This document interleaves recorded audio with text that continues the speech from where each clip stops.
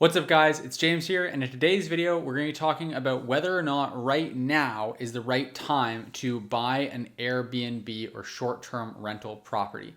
So at the time of this recording, we're just entering into a recession, and I know that a lot of people are seeing interest rates going up, inflation being high, seeing a lot of the writing on the wall and wondering, is now actually the right time to buy an Airbnb? And so I'm constantly getting people asking me, should I wait for interest rates to cool down? Should I actually be buying right now? Should I maybe just wait? And so I want to answer that question in this video once and for all. Now, before we do, I just want to remind you guys that there is a free training linked in the description down below that's going to walk you through exactly step-by-step how to invest successfully in short-term rentals. So if you are interested and want a more in-depth kind of overview of how to invest successfully into short-term rental properties, actually buy Airbnbs and short-term rentals that you can own, that you can rent out, get a great return on, then definitely check out the link in the description down below to access that free training. Having said, let's go ahead and jump right into it and talk about a few different factors. So first off, let's talk about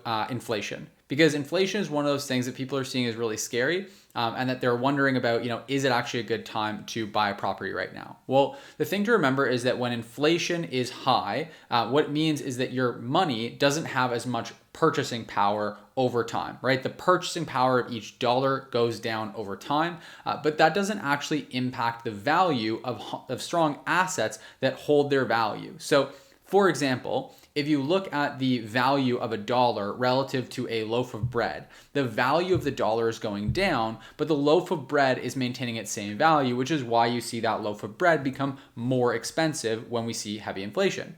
Now, similarly, with gold, you see the price of gold rising because the money that is being used to purchase it doesn't have as much power to purchase. So you can buy less gold for every dollar. So to buy the same amount of gold, you just need more dollars.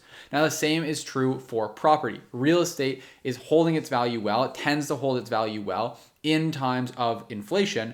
And so what happens is that $500,000 property, it actually takes more dollars. Once the value of each dollar is lower, it takes more dollars to buy that same property. So the value goes up, but really the value of the property isn't actually increasing. It just takes more dollars to purchase that property.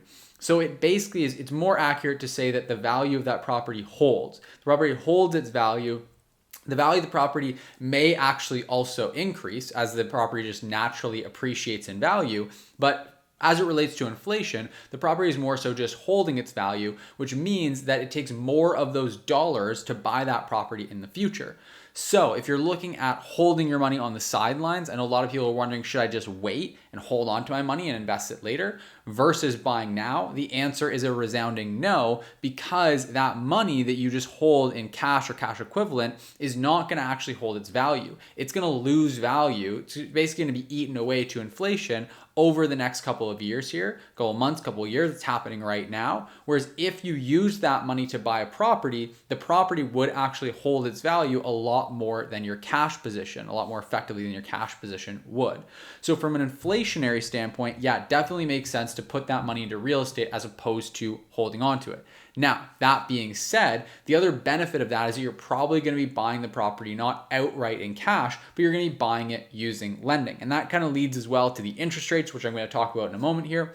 But the really nice thing is that if you think about it, if you buy a property for $500,000, and let's say that you put 20% down on that property, that means you owe $400,000 on that property.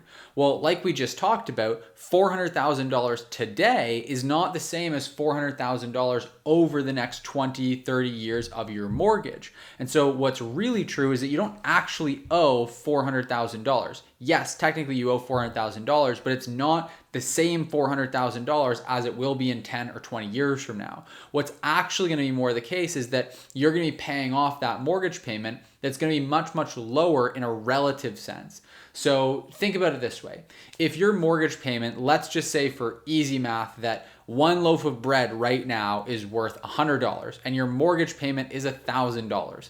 That means that it now takes, right now, if it's $100 for a loaf of bread and it's $1,000 for mortgage payment, it takes 10 loaves of bread to pay off your mortgage, right? Those are the same thing. And so in the future, what's going to happen is you're going to have that same $1,000 mortgage payment, but that loaf of bread is actually going to be worth $15 because like we just talked about inflation, right? The value of the actual dollar is going down. So it takes more dollars to buy the loaf of bread. So similarly, now it's not actually going to take 10 loaves of bread to pay your mortgage payment. It's going to take less, right? And so in the same way, it's basically just it's all that to say that it's going to take less dollars really to pay your mortgage payment. It's going to take the same number of them, but the value of them is actually going to be less. So I know I'm not an economist. This isn't really my strong suit explaining these things, but if you want to think about it, you can really research this and dig into it online a lot better than I can probably explain in this video. But the best thing to realize is that right now you're buying debt that you're going to pay down in the future, and your dollars in the future are going to be worth less. So if your employer is matching if your salary goes up just with inflation, just to keep up with inflation, then even though you're making $100,000 right now, you're going to be making, let's say, $120,000 or $130,000 in the future, and you're going to be paying down that same exact mortgage payment every single month. Even though your salary is going to be going up, the cost of everything else is going to be going up, that debt is going to stay constant, and so it's going to become financially just easier to pay off that mortgage because of inflation. So hopefully that made sense. Again, I don't think I did a tremendously great job of explaining that. If you want to learn more about this, you can Google it. And there's certainly people out there that can explain this whole concept in way more effective terms, more easy to understand terms than I can. Now, the other element here is going to be your interest rates. So a lot of people are wondering, should I actually buy when debt is so expensive right now? It's costing me 6.5%, 7%, whatever it might be, to get my mortgage. Should I actually buy? And a lot of people think that's crazy because they look at it as being this really high interest rate. And the thing to remember is that everything is all related. So when interest rates were really low, money was really cheap to get. So a lot of people had money, and so demand went up for these properties, and therefore the prices increased for properties. When debt becomes more expensive, it's harder for people to get that money. And so in order to buy properties, they obviously need money from those mortgages. Harder for people to get them because the money's more expensive. And so the demand for those properties goes down. And like we're seeing now in a lot of markets, the demand is cooling off and the price of properties is starting to come down. So it's all relative. Yeah, sure, you could have gotten a property last year for $600,000 and paid, 2% or 4% or whatever it is on your mortgage payment, but now you're getting that same property and you're paying 6%, 7%, but you might be able to get it for $550,000, that same exact property. So if you can buy the same property for less money and just pay higher interest, then really you're going to wash out around the same. So that's one element. Now I know that's not true in every single market because in some markets interest rates are still high, and we're also seeing that the prices are holding firm or they're still increasing, they're still appreciating. So ultimately what you really need to do, the way you really want to look at this, is that there's no good or bad interest rate to buy a property at. Because you can buy a bad property, the wrong property, at a fantastic interest rate, and it doesn't mean it's going to be a good investment. Just because you pay a low interest rate does not mean that investment is going to be a sound one. Similarly, you can buy a phenomenal property that has all the makings of a great property and buy it for too high of an interest rate, finance it at too high of an interest rate, at too high of a price, and therefore it's going to be a really terrible investment. So you can really go either way. And so really what you want to focus on is your return. You want to make sure that you're buying properties specifically looking at what the return on investment is going to be for those properties. So you really want to look at, number one, what is your cash on cash return? That means that after you pay your cost of carrying, so your mortgage, your taxes, your insurance, and your operating expenses like cleaning, your internet, your utilities, all that sort of stuff, what is the actual net cash flow that the property produces? Well, if that number is substantial and your cash on cash return is 15%, 20%, 30% or higher, then you're in a solid spot. For me personally, I don't care if I'm paying 20% interest on a property, as long as I'm still making a really solid cash on cash return and it's stable enough that I know that's going to be true in the future. I'll give you an example. If I could sell you a property right now that last year was appraised at $500,000 and it produced incredible returns. Let's say it grossed, let's just say for easy numbers, it grossed $150,000, right? And let's say that property, after all of its operating expenses, it was going to net, before your carrying costs, it was going to net you $130,000, and you have to take your carrying costs out of that. So you got $130,000 to work with. The property was valued last year at $500,000, and I'm going to sell it to you, but the caveat is that it's at a 40% interest rate. Would you buy that property?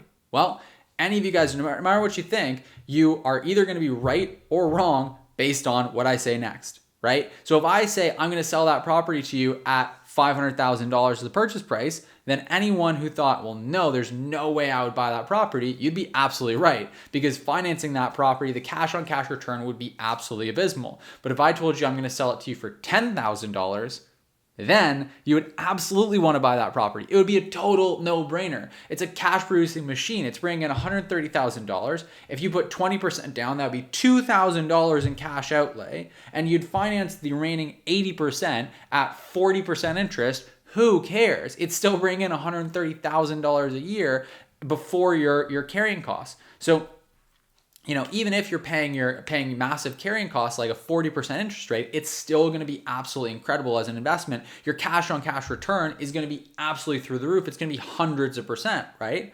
And so really, this is a obviously very drastic example, but this is the way you have to look at it. It's all these different factors playing it together. It's a combination of your purchase price, your financing, as well as the income potential for the property. All these things play a role in determining whether a property is a good buy or not. Now, the mistake I see people making all the time is that they think that a property is not what really decides it. It's either they have to invest in the right market or they have to invest at the right time in order to get a really good return. And what's really true is you have to invest in the right property in order to get a really great return. It's all the different factors that combine. If you're investing in the right property, you can buy it now, you can buy it 10 years from now, you can buy it 10 years ago, you could buy it in 2008 when everything was plummeting, and you could still get a really, really, really great return if you held on to that property and had it producing cash flow.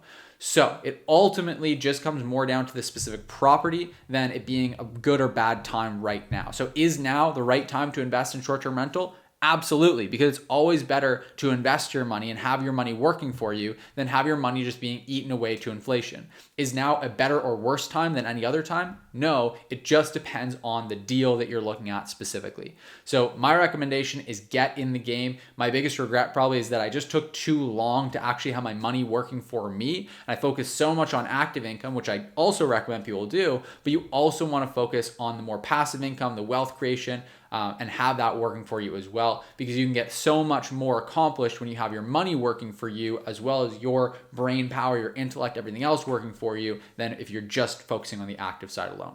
So I hope this was helpful. I hope this video was valuable to you. If you have any thoughts, questions, comments, anything at all, leave them in the comment section down below.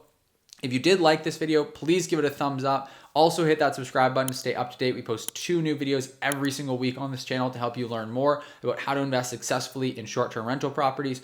And last but not least, make sure you check out the links in the description down below for our free trainings on how to invest successfully in short-term rental properties so that you too can be successful and find the right property no matter the timing to invest successfully in short-term rentals. All that said, I hope you enjoy the video and I'll see you in the next one.